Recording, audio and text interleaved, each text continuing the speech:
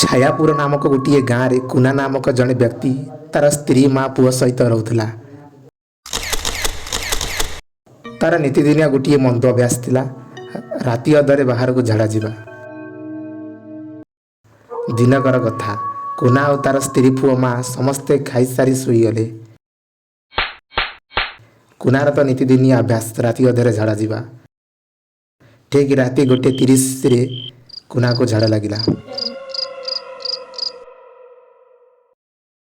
ସିଏ ତା ସ୍ତ୍ରୀ ମାଆକୁ ନିଦରୁ ନ ଉଠାଇ ଏକୁଟିଆ ପାଣି ନୋଟା ଓ ଟର୍ଚ୍ଚ ହାତରେ ଧରି ତା ବାଡ଼ି ପଛପଟ ତାଟି ଖୋଲି ବିଲ ଆଡ଼େ ଯାଇ ହୁଡ଼ା ତଳେ ଝାଡ଼ା ବସି ପଡ଼ିଲା।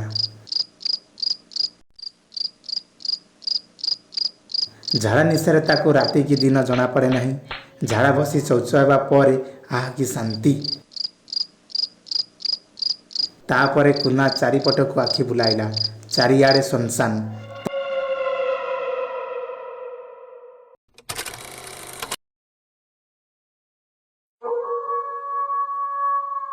ହଠାତ୍ କୁନାର ନଜର ପଡ଼ିଲା ହରିଆ ବାଡ଼ିରେ ଥିବା ଖତଗଦା ଉପରେ।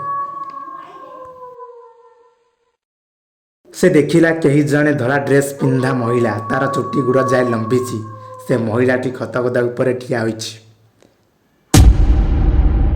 କୁନା ଦେହ ଶୀତେଇ ଉଠିଲା। ସେ ଟର୍ଚ୍ଚ ବନ୍ଦ କରି ପାଦ ଧୀରେ ଧୀରେ ପକାଇ ତାର ଘର ଭିତରକୁ ପଶିଯାଇ ସାଙ୍ଗେ ସାଙ୍ଗେ କବାଟ ଦେଇଦେଲା। କୁନା ତା ମା ଓ ସ୍ତ୍ରୀକୁ ନିଦରୁ ଉଠାଇଲା ଓ ସବୁ କଥା କହିଲା।